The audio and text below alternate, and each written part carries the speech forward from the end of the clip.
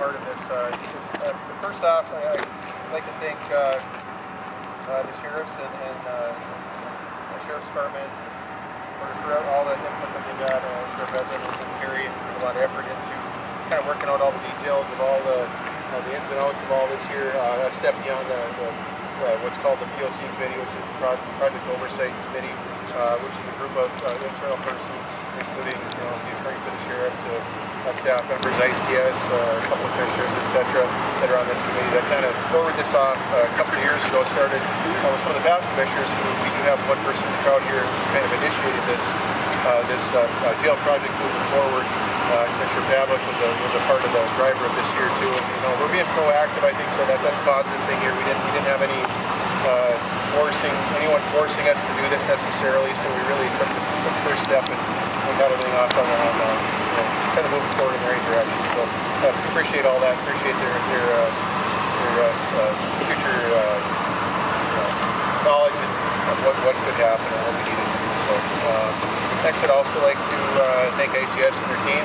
I'm going to miss somebody, but we have a lot of the team members are listed on our sheets over there. I know they put a lot of effort into it. Will in particular, I did some last-minute changes that were a little sketchy. That got us in the right direction with the addition of the sheriff's office in the building. So that was a big component for us and a big step again, because obviously it costs more money, but we felt that the safety is our main concern here. We wanted to have their staff being safe, the public being safe, and also the inmates being safe. Also, I would like to thank the City of International Falls for working with us here. I know they've done some preliminary work out in the street behind you see, which was kind of a product of working together, getting a storm sewer relocated so we can kind of get onto this site and dig into it and not have to reroute it, which saved the taxpayers some money. So we certainly do appreciate that as well. Our neighbors, True Star, I don't know if they're here today, but thanks to True Star. I suppose they wouldn't want to look at a jail necessarily next door to them, but a jail and a bank is kind of ironic, and there are going to be some trees there. The trees that you see there will stay, but we appreciate them as being good neighbors.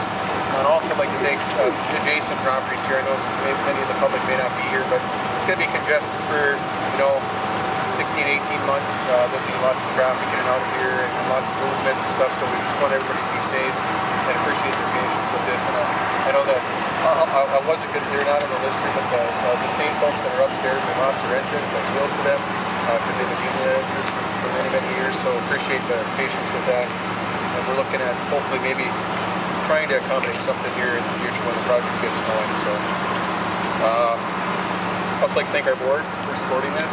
Representative Straba, all members of our board here as part of this project. It's not a popular project, I'll say, probably, or what we would like to call community development, but it really is for the safety of the community and the benefit of the staff and the sheriff's department and things like this here. So we do appreciate that support from our board here as well. With that, I hope you all have a great summer. I'll keep it short and brief. I'm over to Sheriff Hedlund.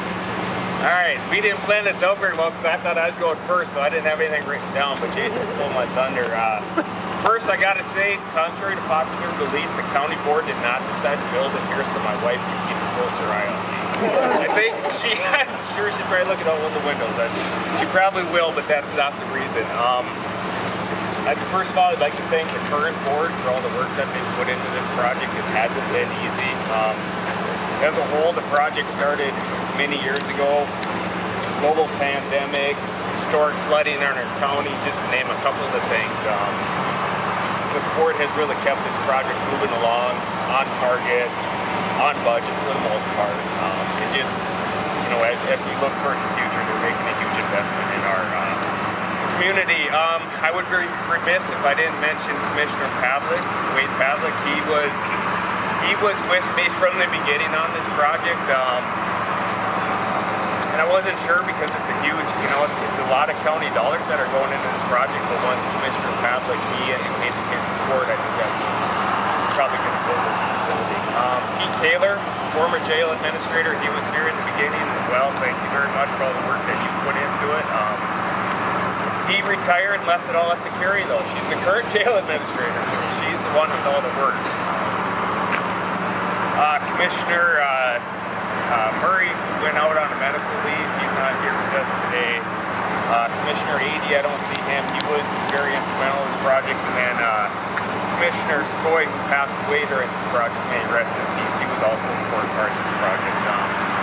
But as Commissioner Sjoblom said, this is an investment in our community. Jails are not the most popular thing to build, but they are a huge part of the criminal justice system.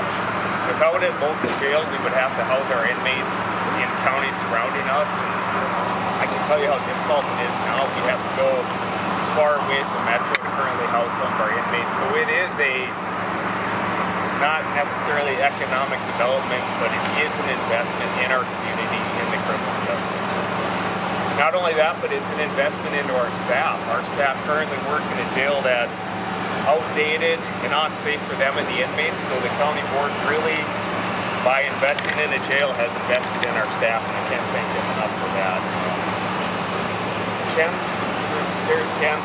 Kent's been involved in this project since Kent worked for ICS. Kent is local, and I appreciate that, because when Kent became involved in the project, that was kind of my mantra, is that it's all local tax dollars. And Kent appreciates that. We have to do it cheap, not as cheap, as cost effective as possible, and we only get one chance to get it right. We can't go back to the taxpayers and ask for millions more dollars. That's why it took so long to plan this project. We only had one opportunity to do this right. I believe we can't help that we did get it right. It is the wisest investment of our tax dollars. That being said, I don't think I have a whole lot more to say. Let me go back.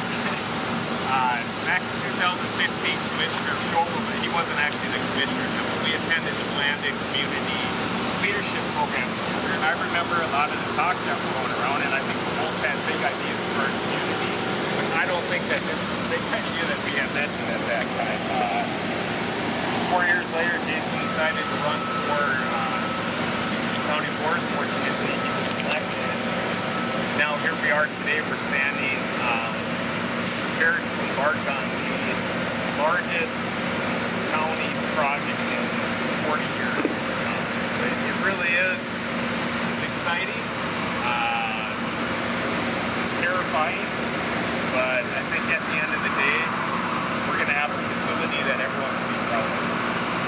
Thank everyone for coming. Appreciate it all. And once again, Mr. Catholic, thank you for kicking this off way back when.